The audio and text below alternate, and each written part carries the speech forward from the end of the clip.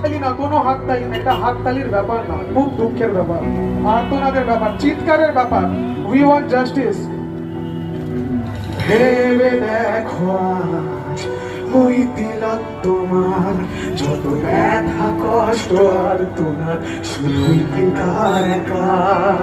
প্রশ্ন যেন আজ যেন করছে হাহাকার, কে যেন বলয় ভেঙেছে আর সুরক্ষা।